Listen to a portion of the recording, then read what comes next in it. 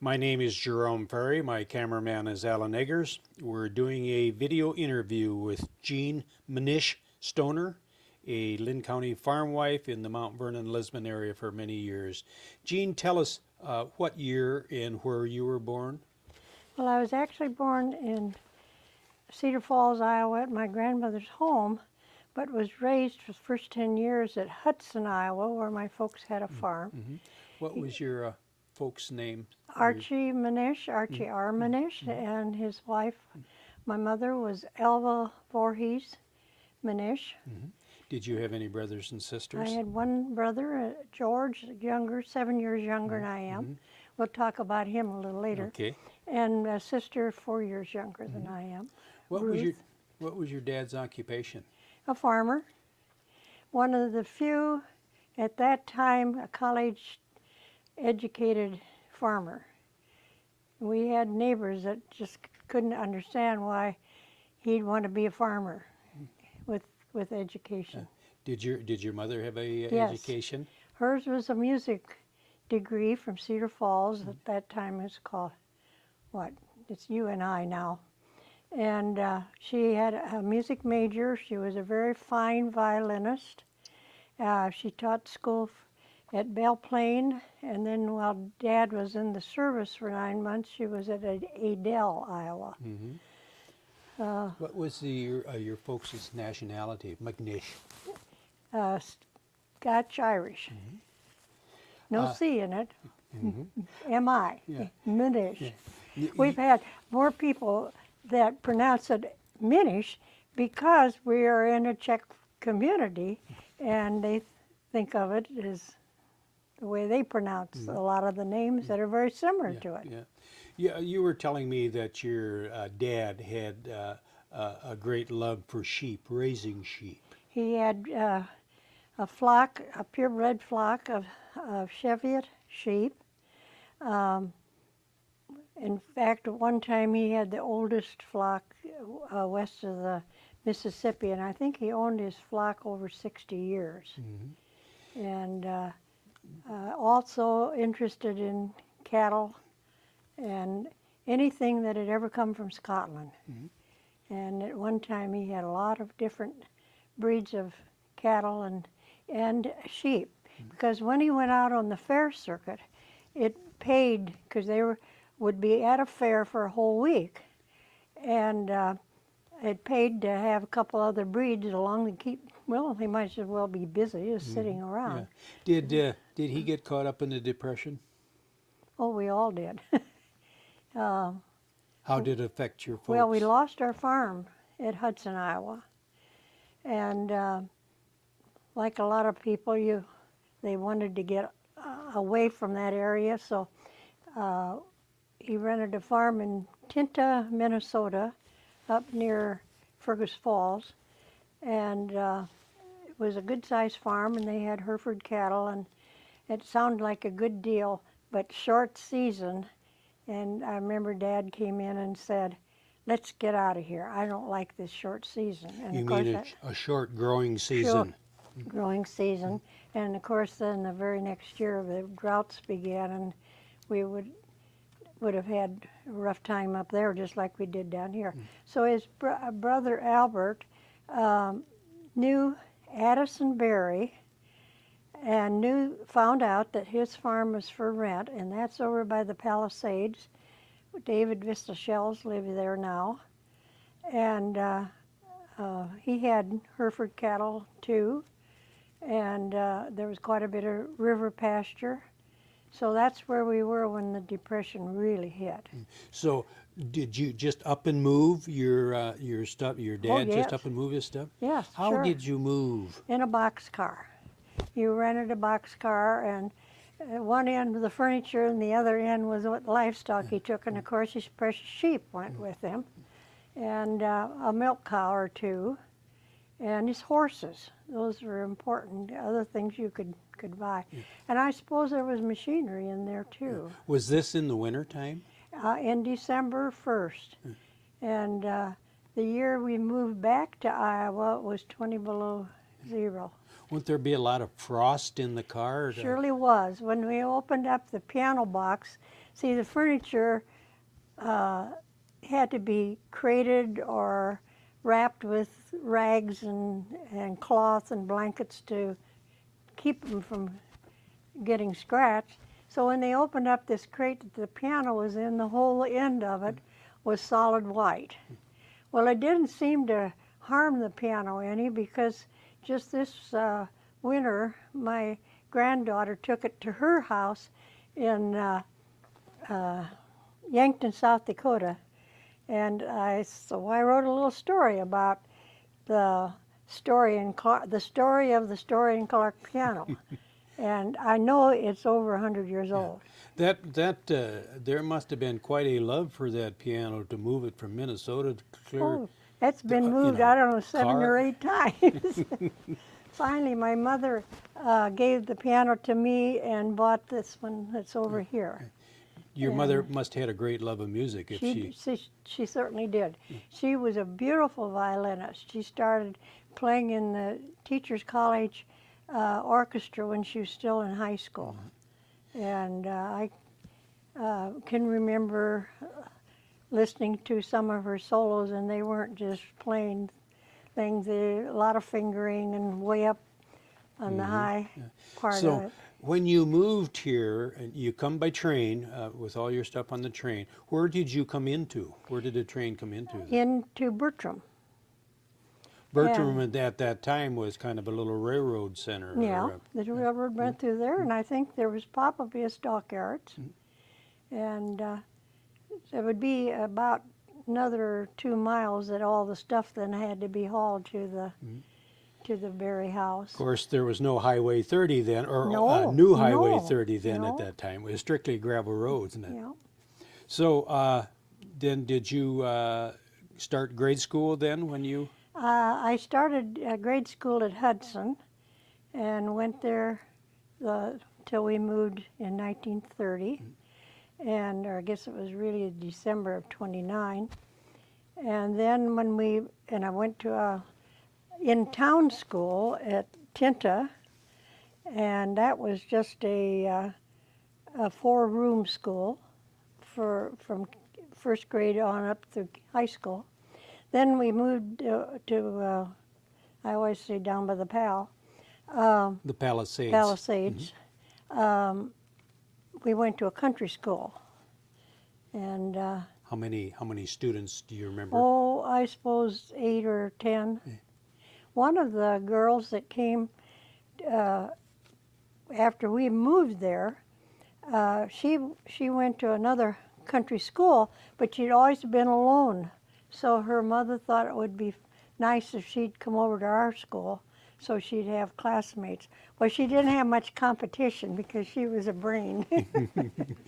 Do you have a lot of memories of country schools? Oh, yeah, some, yeah. Like, Of course, I really only 2.5 years that I went there. The drinking water they would Carried that up from a and farmer's, the little 2 buildings out behind and the woodshed. the outdoor toilets, and it. None of that is left in that site anymore. It's been torn down for a good many years. What did they have for heat in the school? A little stove in the middle. I might add that we did have hot lunches. Teacher would put a kettle of water on top of the heating stove, and we'd bring jars of whatever we wanted heated, soup usually, you know, and that made a first hot lunches. Do you remember any discipline, if the teacher had to discipline anybody, any of the older boys or anything? Do you remember? Well, actually, I don't think we had much problem. You didn't have to sit in the corner with a dunce cap No, on? never or did. None of that, no? I don't remember anybody else did. There were probably some that were reprimanded, but When and I suppose you took your lunch in a lunch pail. What? I had fancy lunch buckets. My grandmother and aunt always would send us a new, nice lunch bucket. But a lot of kids use syrup buckets or. What would you expect your mother to put in your lunch when to go to school? Well, we had a lot of peanut butter. But you ever have peanut butter with pickles sliced on it? That's pretty good. Yeah. Jelly, jam, and I suppose maybe roast beef or pieces of meat that. This would have been after the Depression, probably when things started to Oh, get a little during better. the During the Depression. Depression. Did you ever have? Did she ever fix you sandwiches and use bacon grease for? No, no. Another one we used was hard-boiled eggs. We ate a lot of those, and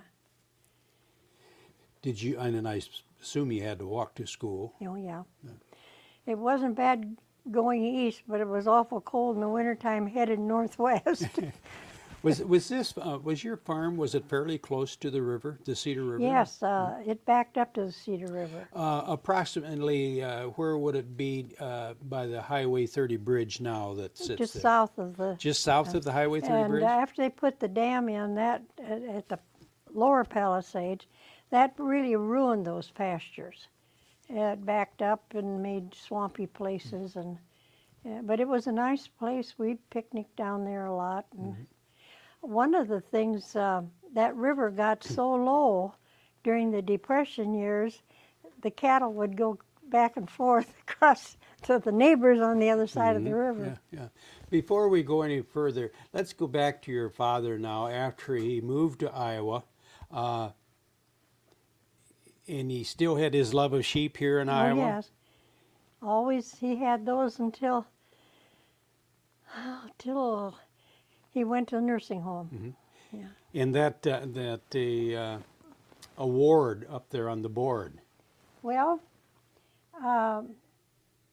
it says he had a champion ram at the Cedar Rapids Fair in 1927, and that was the year my brother was born on August 1st, and he wanted to go to the fair. Well, Dad was taking care of me. My grandmother was taking care of my sister while our mother was in the hospital. So he loaded me and my cousin, who just died December 21st. She went with to take care of me. I think she was 16. And we had a good time. It rained a lot, and it blew down the tents that week 3 different times. Only buildings on the fairgrounds at that time was the grandstand and a house. The house at that time was out by the highway, and now it's been moved to the back part of the fairground. Back by the bandstand yeah. now, yeah. And that's where we ate our breakfast every morning. And In this farmhouse. in this farmhouse. And then she had a buffet, and it was just full of all kinds of boxes of cereal. And so I'd think all day, now tomorrow I think I'll have Rice Krispies. But before I could get it said, why Dad would say, Post Toasties, please. And it had to be Post Toasties, period. Well, anyway, my sister, when my parents died and we emptied Dad's desk, this was amongst it. And so my sister fixed it for me for Christmas one year, not knowing that that was the year that I'd been to the fair. And of course, the picture up in the right-hand corner up there, that was a picture of the fairgrounds Yeah. out there. It looks like a pretty desolate place without any It buildings really around. was. And of course, they had huge tents to house these livestock in. I didn't tell you about the road out in front of it. It had just been newly graded. And so it was just a track through there, and it was sort of treacherous, and it was a mess, really. But we made it. That picture to the left there, that is your family picture, the McNishes? Yes, yes. That was taken in 1941, a few weeks before I was married, and I also graduated. I graduated on Monday from Cornell College, and that's my graduation picture. And on Thursday, I married Virgil Stoner. My dad's oldest brother was a Methodist minister, and he came down to marry us. Let's back up a little bit. What year did you graduate from grade school? Well, that's okay. High school, 37. I'm more interested in is where you graduated. Did you graduate from the country school that you went to? Yes, and the township held our graduation ceremony or evening where the Dostal has his touch of class or something. It's a restaurant. And that was a two-room schoolhouse called the Rosedale School. And it had a partition between the two rooms, and that's where the graduation ceremony. And lilac was our flower, and I think lavender was the color, was the whole works. Yeah. And you know, that was, there were quite a few kids at that time that was a really their main ceremony. They never went on to high school. So to graduate from 8th grade was... That was the end of their formal education. It was. Okay. Yeah. In growing up in the country like that, do you ever remember any gypsies passing through the country that hobos on the train? Not there, but we did at Hudson. There were gypsies went through, and the train was right behind our house, and we had bums come in and all the time. Yeah. So. And another thing I wanted to ask you, I forgot to ask the last time. Down by the river, just above where the Highway 30 bridge is now, was the village called Newport. Were you ever aware of that? This is way, way back. No, but I've known that there was a Newport, but I never knew where it was. Say it again. It was where? It would be just above the Highway 30 bridge. West? On the Mount Vernon side. On the Mount Vernon On the side? Mount Vernon side, yes. There still is a cabin area through there. Yes. But the, what do they call it? The Big Creek from Bertram Yes, that passes, yeah.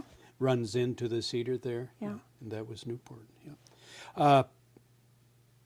Living on a farm and living close to the river like that, were you kids allowed to roam? Your folks just, Oh, they weren't worried about you? I don't think we roamed to the river much. There'd be cattle there, and we might be a little afraid of the bull. Although we didn't talk about much about the Depression, but those awful dry years, my brother and sister herded the cattle and the sheep along the roadway, and they, you know, they might have resented that, but they had good time together, and they used their imaginations and even playing in the road ditch, you know, or in a culvert. And Did you kids have a pony? yes, we did. Yeah. And it's funny, we bought that pony from Mr. Robert. I mean, at Mr. Roberts' sale. Mr. Roberts' great-granddaughter is my daughter-in-law. You had mentioned the fact that you used to go to the Palisades. This would have been the Upper Palisades? Both. Was the dam built yet when you were a kid? No, That that was came built, after we did. Okay. And was there used to be a lodge there run by the Biedermans? Yep. Spent a lot of time at the Bittermans. We always bought our ice there in the summertime. My mother did quite a bit of sewing for Mrs. Bitterman. They would hold Farm Bureau meetings there and other things, and we would attend. And a real treat was for Mother to buy a dozen kolaches from Mrs. Bitterman. No one made kolaches quite like she did. They were absolutely delicious. We couldn't afford to go eat there, but they only charged 50 cents for a chicken dinner with the whole works pie and kolaches, of course, always. And but Mother would scrape enough pennies together to buy a dozen kolaches, and boy, they were a treat. This would have been Adolf Biederman. Yes. Did and he had a boat launch. He used to give boat rides with. I have ridden in his boat. Yeah. And there was also cabins along down in there that. Our 4-H club spent one night at one of his cabins, and there was usually a Sunday ball game going on every Sunday. It was a place for the neighbors to go to have fun. Did he had a pavilion down there, Yes, didn't he? that's where they'd hold the Farm Bureau meetings. and dances. Of course, my folks didn't dance, so we didn't go. Yeah. You had mentioned to me that's where you seen your first movie. Well, I think so, because he would rent and have a movie there. When, as you remember the park itself, was there buildings or concession in the park at that time back then? You're talking about Bitterman's? No, in the No, Palisades in Park the itself. Palisade. Two of the kids that went to school were the Myers kids. Their father was a custodian. And when we first moved there, they lived in what was a lodge or the old hotel. And then a few years later, why they tore that all down. And all those beautiful old cabins that were used to be along the river. I just loved to walk and admire them because they were gorgeous. Old, of course, old style, but they were gorgeous old buildings, and Cedar Rapids upper crust people had built them. And now they're all gone, and that's kind of I hated to see that happen. Do you remember when the CCCs moved Yes. in and built the dam? And that would be after we left that area and moved to north of Mount Vernon. But well, my folks, well, my mother loved the outdoors, and I don't think there's a state park within 100 miles that we haven't visited. And she loved to be outside. And every time we'd have company, and it seemed like during the Depression years, we had a lot of company. We didn't go anyplace, but we had a lot of company. And we always went to the Pal in the summertime for a picnic. This was probably because people couldn't afford anything else, so they enjoyed visiting with each other. Back then, was there such a thing as ice? Such as ice? Ice, yeah. Could you go on a picnic? Was there ice houses or places Well, you the could get it? Bittermans put up ice every year. And Out of had the Cedar River? Out of the Cedar River. And that's where we would get our ice for our ice box. And lucky to have somebody that close. Otherwise, we'd had to haul everything downstairs to the basement floor. Was your mother a good cook? She's a very good cook. She was a good cook. She was a wonderful hostess. They entertained, really was hundreds of people from foreign countries, and Rex Kahn was always bringing somebody to their house to visit, as well as to our place. Who was Rex Kahn? Rex Kahn was the farm editor for the Cedar Rapids Gazette, and we knew him real well. My father-in-law and his wife went back and forth with them, and they were great people. Did your mother have an old wood stove to cook on? Oh, yes. Yeah. An old wood stove, although we were lucky that she had a 3-burner kerosene stove, too, that she could use in the summertime. And then sometime along the line, it was after we moved up to north of Mount Vernon, that she got it was a 3-burner with a built-on oven, and had 2 burners under that, and that was a pretty fancy stove. And wash day, was that a day set aside just to do? Well, wash? Mondays were always the day.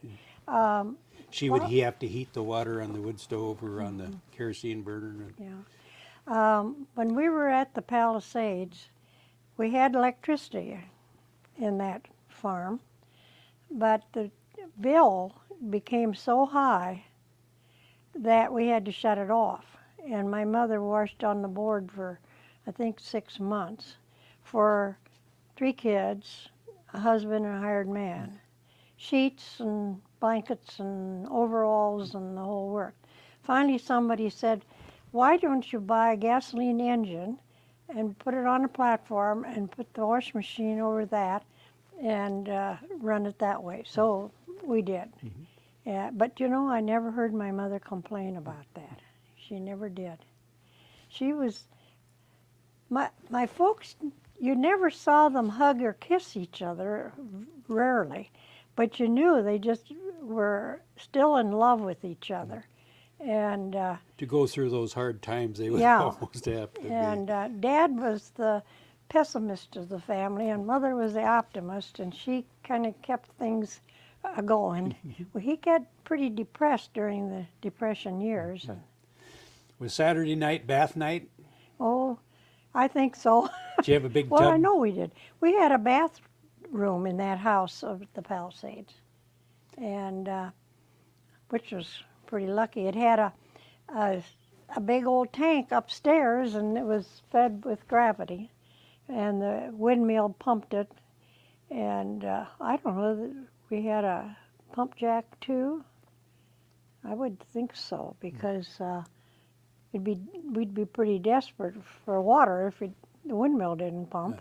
A pump jack was a device you attached to the windmill or Yeah, through the and- well, and it And would then that would, pump you the water up. disconnect it, from the rod that went up to the When the wind windmill. wasn't blowing, you Yeah. would use this pump jack yeah. device.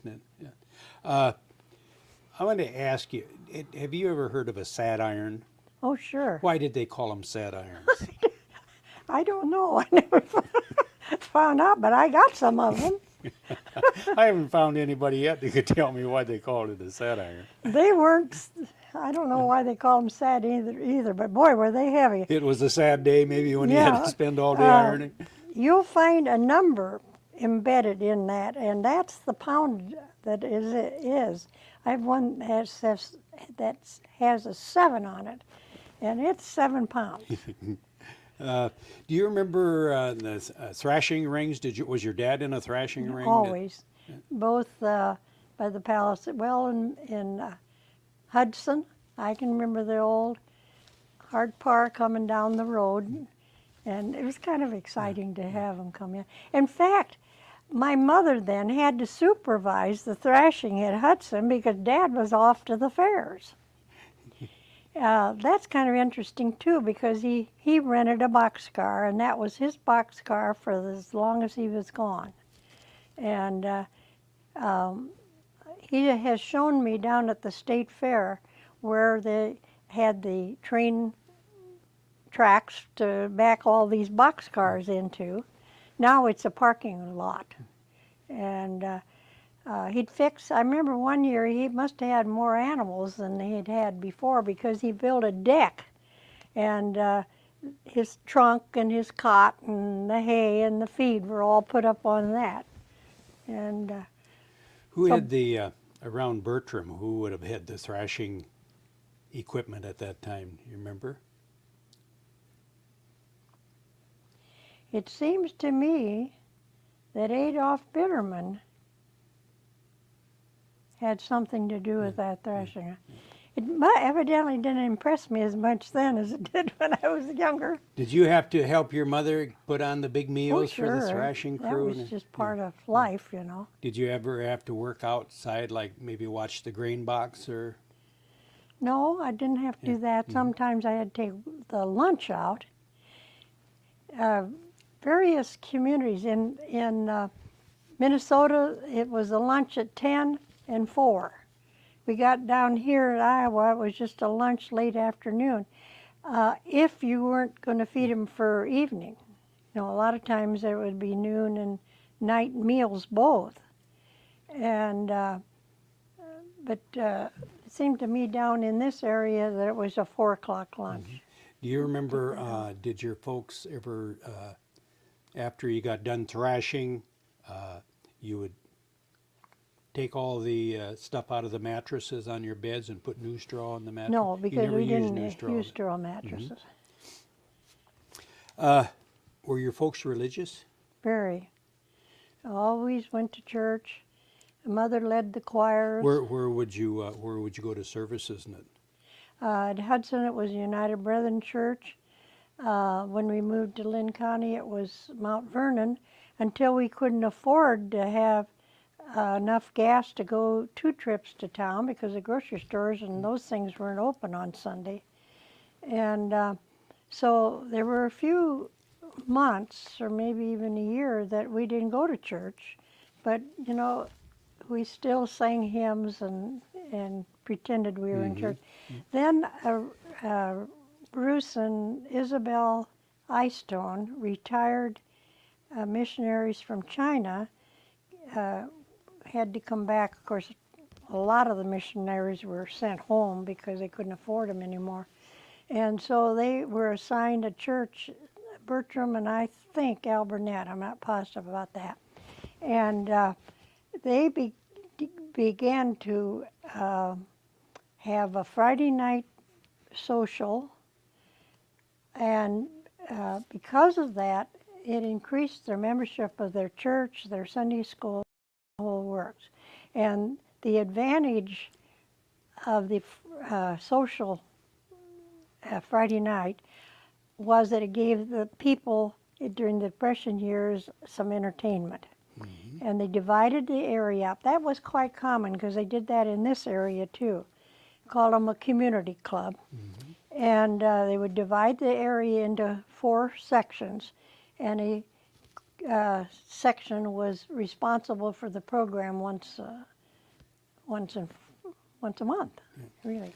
During the Depression year, did you feel you were poor? No, I don't When you think think so. back and you think about it, then?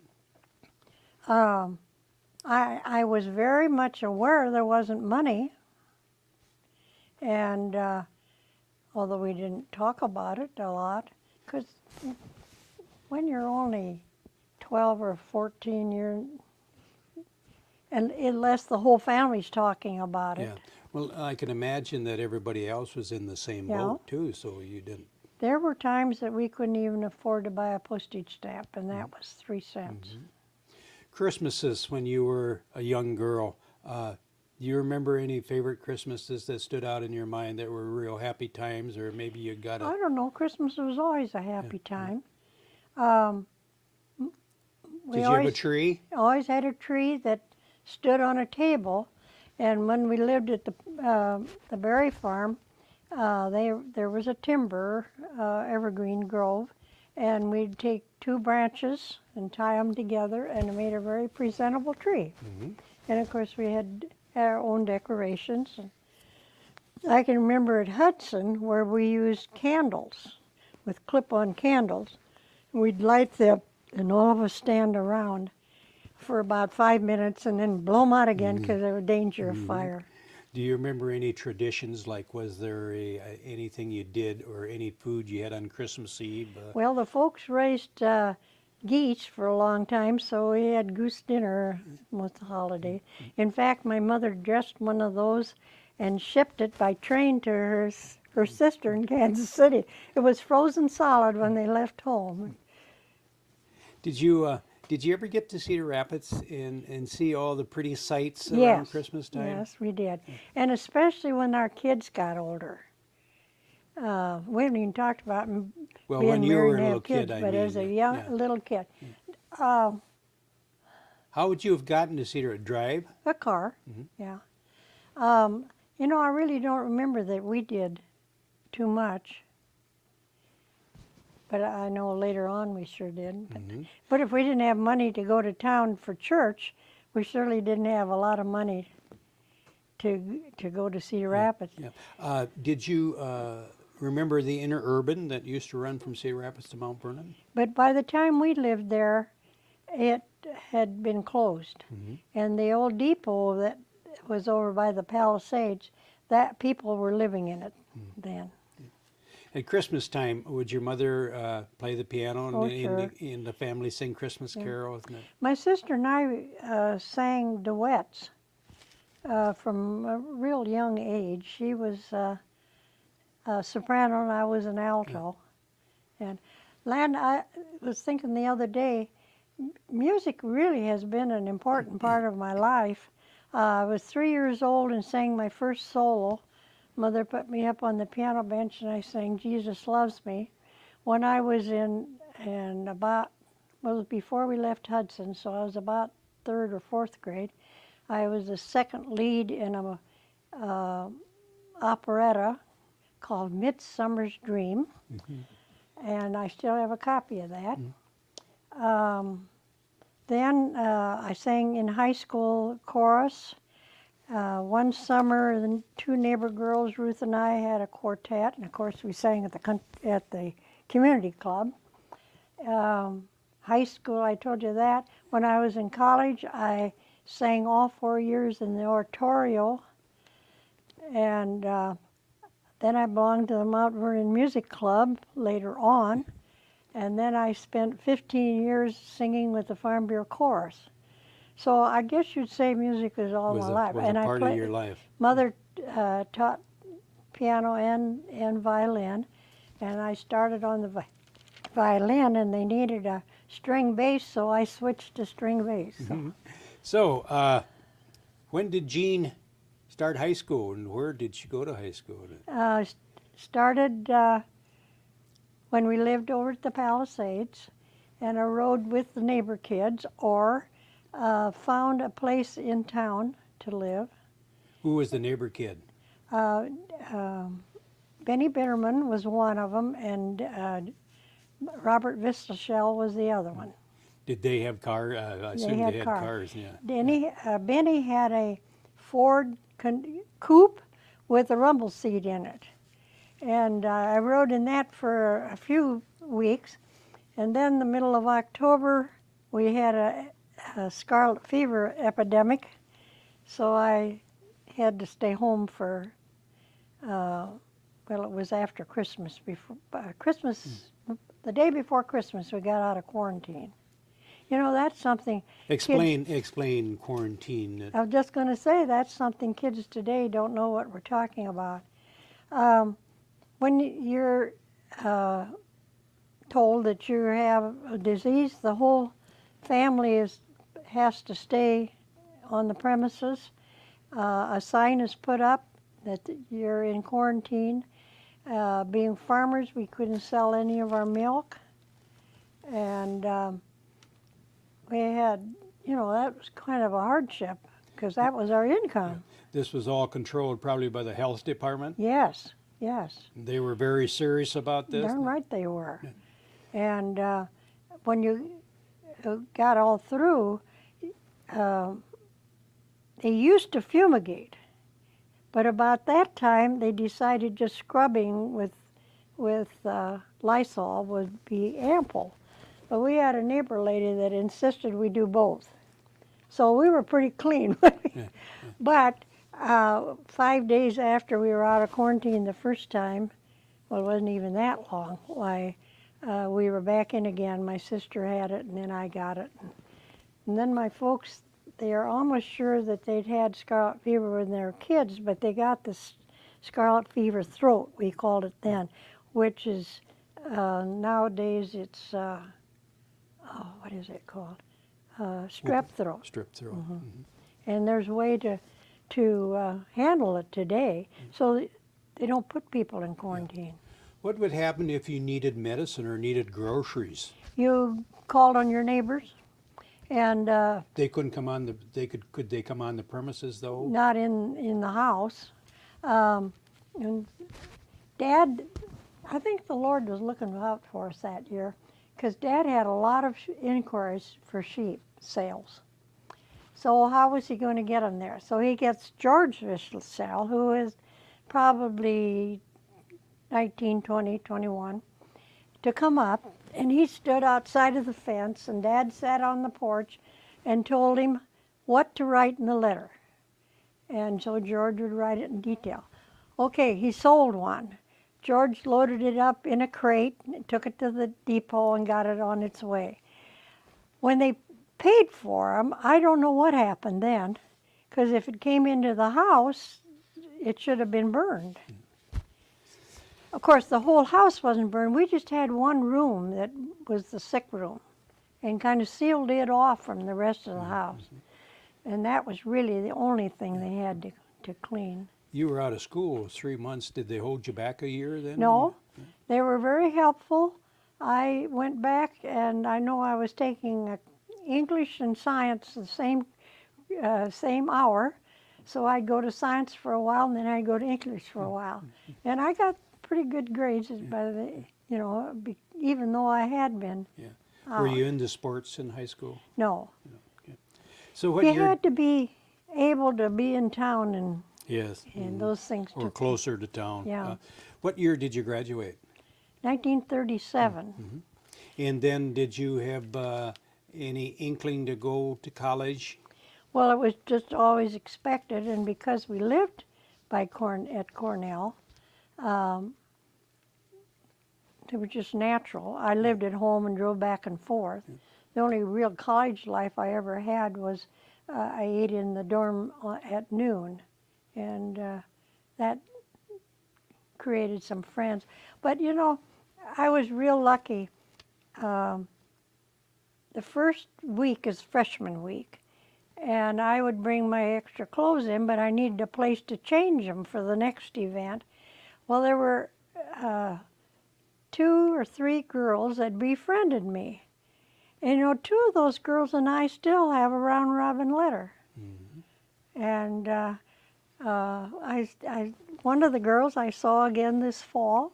And Could your folks afford to, was there tuition? Could your folks? oh yeah, and that was scraped together. I think it was $600 a year. And I drove back and forth. And by that time, my mother had been asked to be on the she'd been asked by the Board of Control to investigate homes for people that wanted to adopt children or get work patients. So I kind of kept the fires burning when she was gone and go back and forth and get meals for Dad.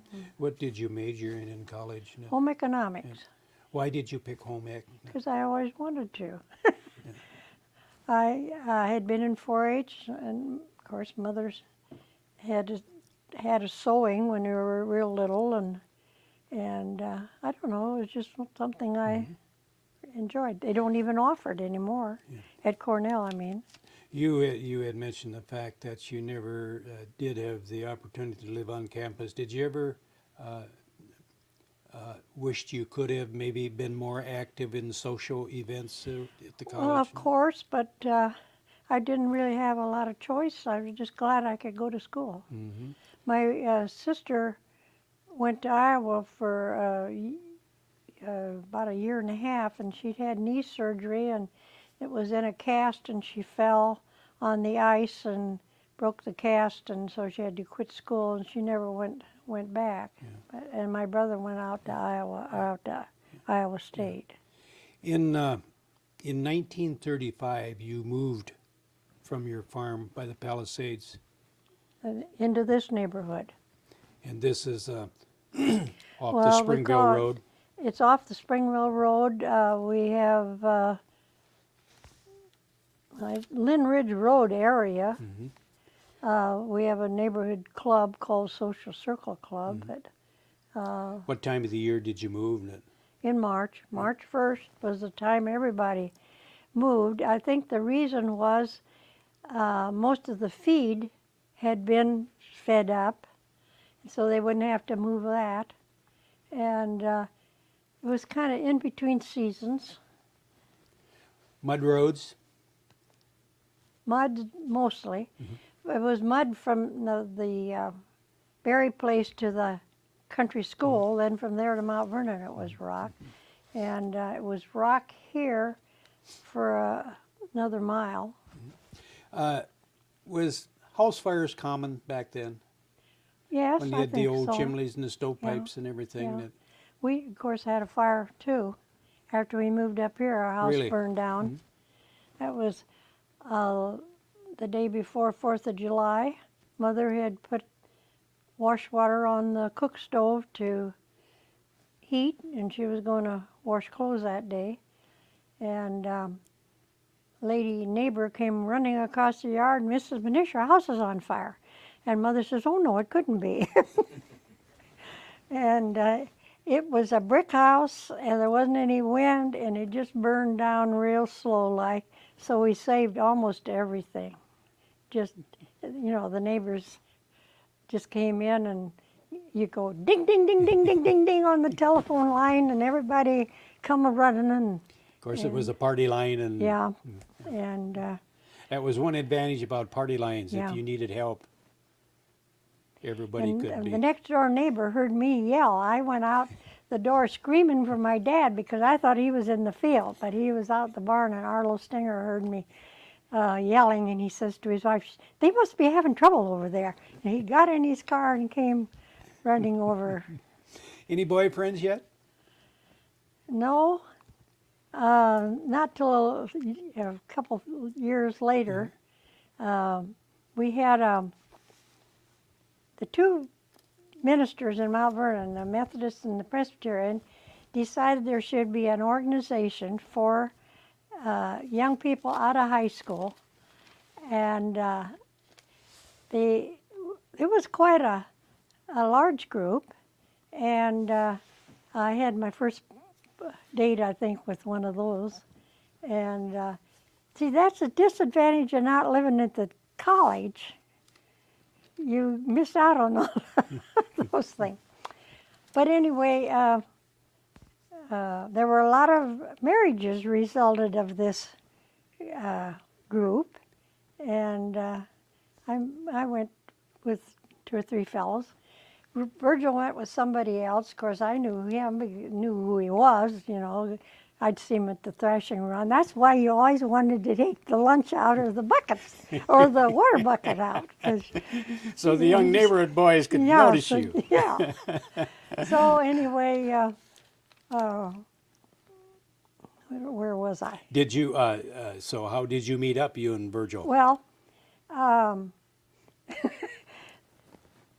he'd asked the neighbor gal if she thought I'd go with him. And he says, well, I don't know, go ask her. Well, I was on my way to oratorio practice on a Monday evening. I just pulled out of the driveway in front of the folks, and I had a flat tire.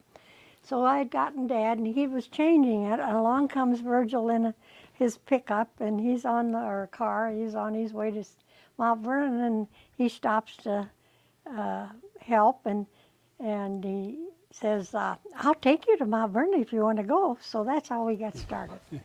Was Virgil a farm boy? Yes. Farm boy all of his life. So then, first off, what year did you graduate from college? 41. 41. Yeah. So you were living north of Mount Vernon Yes. on the Springville Road at Yeah. that time, Yeah. and when you met Virgil. And then when did you ended up marrying him, and when was that? In 41. In 41? Same week I graduated from college. Oh, really? Graduated on Monday and got married on Thursday. Did your dad ever comment that he'd wished maybe you'd waited, you had a college education? Did he ever express? He was disappointed. Was he? He says, all you ever wanted to do was be married and have a family or keep house, which was kind of the truth. Yeah. I've used that education, though, believe me, over and imagine. over Yes, and over. Yes, yes. I wouldn't trade it for anything else. So did you have a place to live then when you married Virgil? Well, for 9 months we lived with his folks, and then they remodeled a house on property that they owned, which is just across the road or down the road a little ways. So then... How many acres was were you farming when you got married? About 260, I think, when we were first married. Mm-hmm. Is this your wedding picture, Jean? Yes. We were married at my folks' home. My uncle, Dad's oldest brother, was a Methodist minister in South Dakota. We never had a professional photographer's picture until we'd been married 10 years. Mm-hmm. So when you, being that you were born and raised on a farm, being a farm wife, a newly married farm wife, was nothing new to you? No, not a bit. Did you help Virgil outside a lot? Some. I remember we were in the hog business, and I helped that out that winter. And I actually, other than taking care of those blasted chickens. Of course, this involved getting baby chicks in the spring year. Baby chicks, and my mother said one time, for somebody that hates chickens like you do, you have awful good luck. But I sure didn't like. You'd have to clean out and. Well, Virgil did the cleaning out. Sterilize part. the. Yeah. Oh, that part. Yeah, I helped spray that. Did you have a large garden? Always had a big garden, always canned, usually close to 300 quarts. And then, of course, we got a freezer later on, and you know, as I say, I had the chicken. I remember one time we were having, we had quite a few ewes having lambs, and this was after the kids were older, and they had been building gates out of every board they could find every night after school. And it was a real blustery, snowy night, and Virgil came in. He said, they're just having lambs right and left. And I don't know where I'm going to put the next ones. And I haven't gotten any more gates. And I said, well, I know down in the basement there's a couple of old doors. So we dug the old doors out and made some of the pens a little bit smaller. And Did he bring a lot of the lambs in and I've put them had behind lambs, the stove? I've had calves, I've had pigs over the register. And I had an old cook stove too for a good many years. I sure was glad to get rid of that filthy thing. You butchered your own livestock? Yeah. And Virgil's mother and I would put it up together.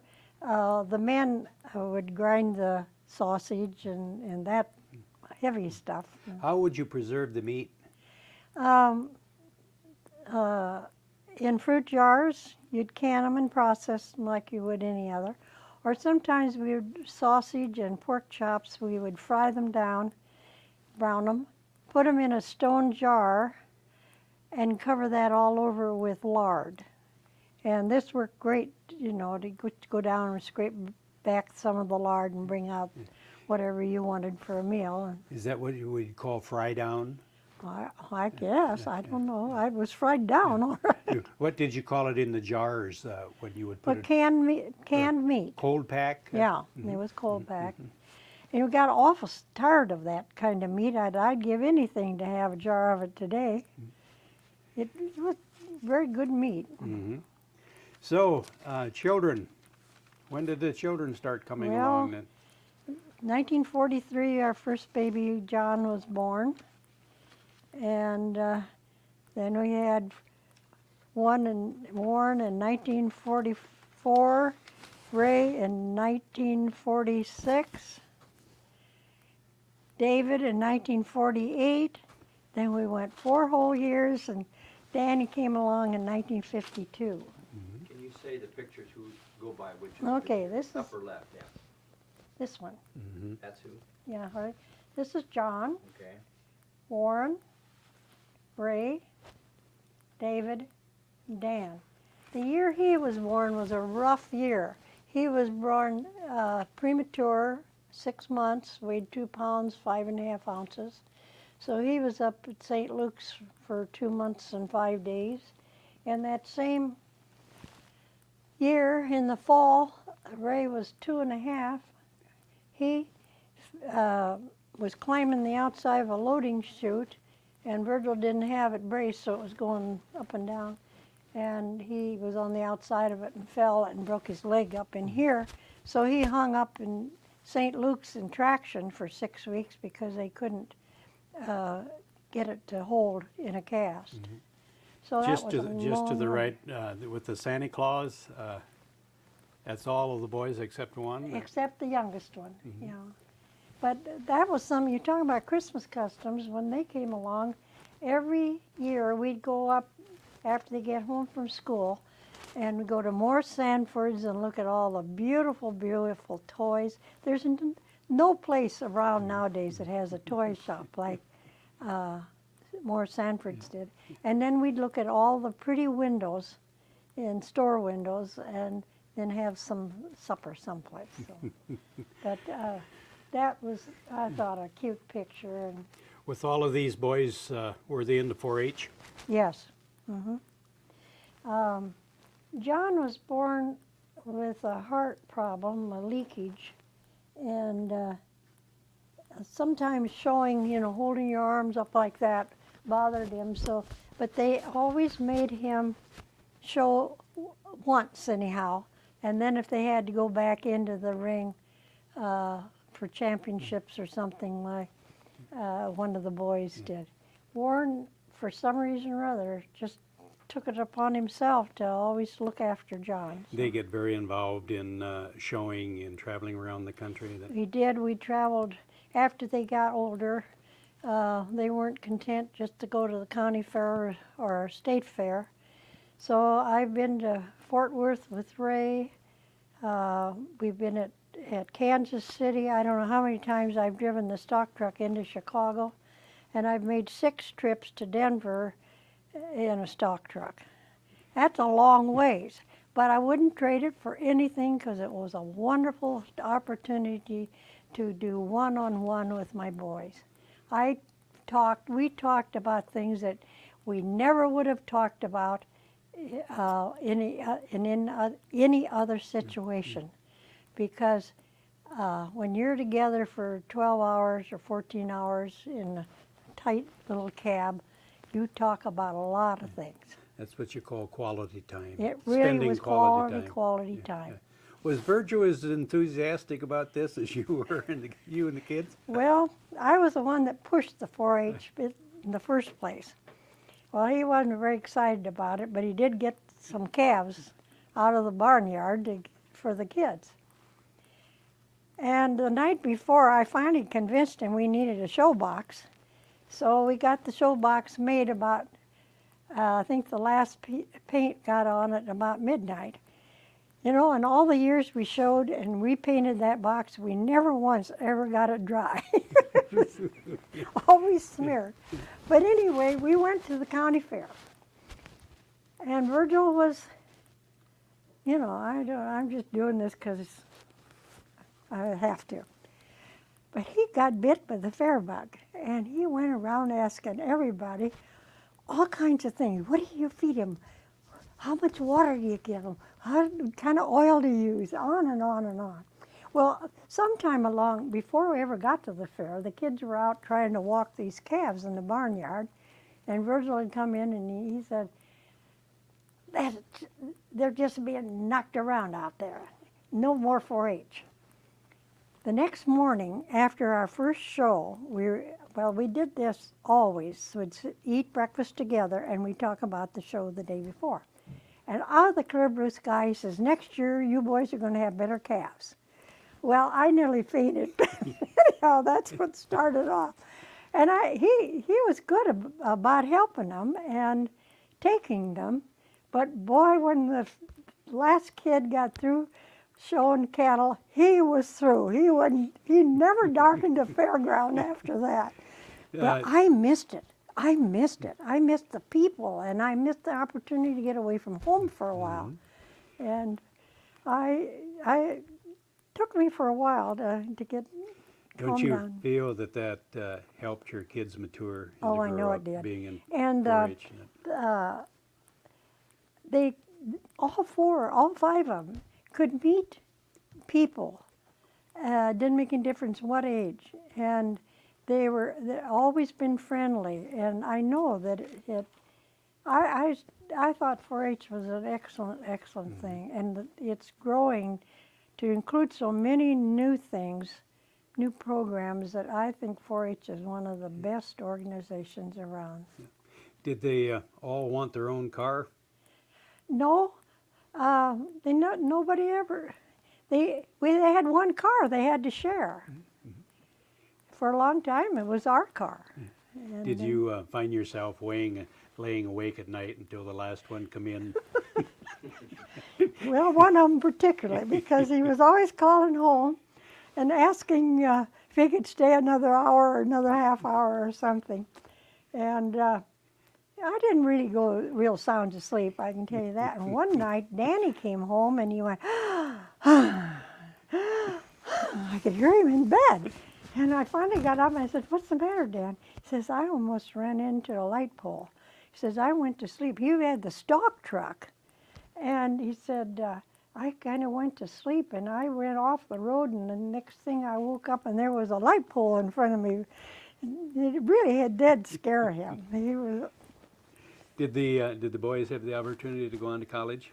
all of them did, except John, who was, John was borderline retarded, and he attended a special ed room until he was 16. And then the rest of his life he spent helping on the farm, and was a wonderful with machinery and trucking. He got his license due to a special ed teacher that went with him. He knew he could answer the questions verbally, and he of course, they wanted him to write it, and he didn't pass. And so the teacher went to the woman that was in charge. Could we give it to him orally? Oh no, we never did that. So we went to the highway patrolman, and he said, well, we never have done it, but I don't know why we couldn't. Took John off by himself, and he had a 99% on his test. And because of that, he was able to drive trucks and semis and tractors, and he loved that. And what was the original question? Boys went to college. Did they have farming in mind, or did they want to major and go off into something else? I don't think so. Virgil and I never once asked any of them to come back to the farm, but they one by one did. Warren and Ray both went to Iowa State. Warren didn't finish because they called him into service and he was in the Navy. Ray graduated with an animal science degree. David went to Kirkwood a while, and then his wife wanted to get her degree in home ec at Ames, so he did iron construction down in Des Moines in the summer and took short courses or individual courses at Iowa State in the winter. And then Dan went to Coe College, mostly because that's where his girlfriend was, and he majored in business and economics. And but one by one, they came back to the corporation, and then we reincorporated. But we never asked them to. Their dad thought, a college education, they'd want to go do something else. But it's been a wonderful combination, because Ray is the animal science, and Warren and David were the mechanics and that type of person, and then Dan's course was business and economics, and that's fit in beautifully in our family setup. So when the boys got out of college and come back to the farm, now we're talking about 3 boys and Virgil? Mm-hmm. 4 boys, really. 4 boys? Yeah. And at this time you formed the Stoner Corporation that... 25 years ago we formed the corporation. Is it still growing? The corporation still growing? Acres-wise, Acres wide. How many acres approximately do you suppose you're? Oh, about 6,300 acres now. 6,300 acres. Yeah. Besides the jobs developments that they've done in Mount Vernon. So. I can imagine you were involved in the farm bookwork all your life. Yes. With Virgil. I've done the farm records and paid the bills, well, ever since I was married. Virgil's mother and I worked together for a good many years, and then when we were on our own, I still do. You're still involved with the bookwork. Yeah. Mm-hmm. I like doing that. It gives me an idea what's going on. Mm-hmm. Yes. Mm-hmm. And there is a nice photograph of you and Virgil there that I think we'd passed up. This had been taken earlier. I think 1965, and I think that was taken when we were out at Denver. Once in a while, Virgil could get away, and so that was one year that we went together. Mm-hmm. What's the name of the boys that are still farming now? Ray, David, and Dan, the youngest 3. And your youngest passed away at an earlier. No, our oldest. Your John oldest is the passed oldest, away yeah. at an early age. Yeah, John died when he was 39, very suddenly. 1982. And so he was involved. He was doing trucking the day before. Virgil passed away. In 2001, that was a shock. But we'd had a happy year that year. He had his 85th birthday in May. We had our 60th wedding anniversary in June. We'd been to the weddings of 3 grandchildren. And so it was a shock then the second day in November. which is, John died on the 1st of November and Virgil on the 2nd of November. How old was he? 85. He celebrated his birthday in May. Gene, in doing my research on you, I found that you gave many hours back to your community through volunteer work. And just to save time, I would like to name a few of them. You sewed hundreds of lap covers for residents of the Hallmark Care Center in Mount Vernon, also for the at-risk babies hospitalized in Cedar Rapids. You were a charter member and treasurer of the United Methodist Women's Club. You were secretary of the Farm Bureau Women's Committee and Iowa Mothers Association. You were superintendent of the All Iowa Fair for Women's Exhibits. You were on the Dillon's Furrow Antiques Committee. You were the district chair of the United Methodist Women Resource. You were a Cub Scout mother, a 4-H leader. You were on the cancer board. You were named Citizen of the Year in Mount Vernon. You were a township member of the election board. You helped organize the flu clinic in Mount Vernon. You acted in community plays. You helped pack and send clothing to the Indian Reservation in Montana, in the Vets Hospital in Iowa City. And you joined a trip to the Philippines, West Virginia.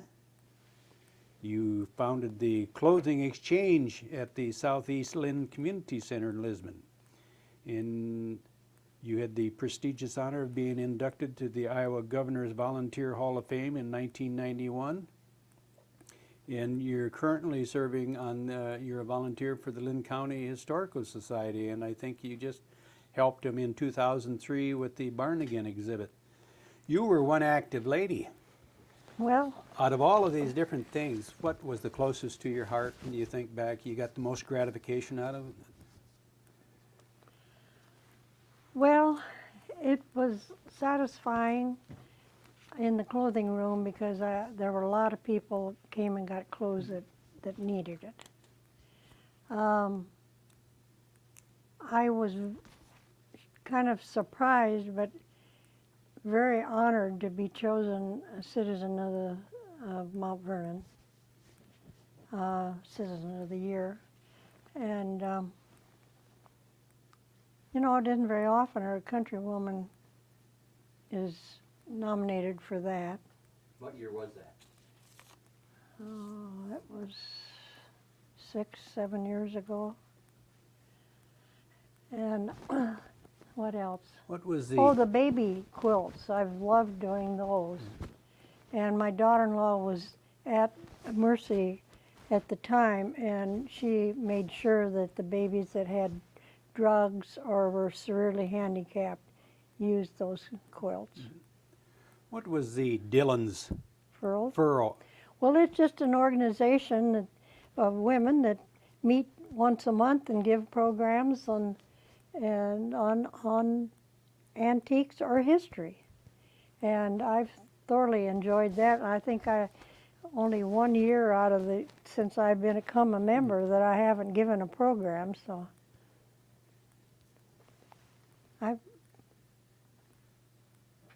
Gene, unless you have any other things you would like to share with us, the Cedar Rapids History Center, the Linn County Historical Society would like to thank you very much for sharing your memories with us. Do you still have your love of piano?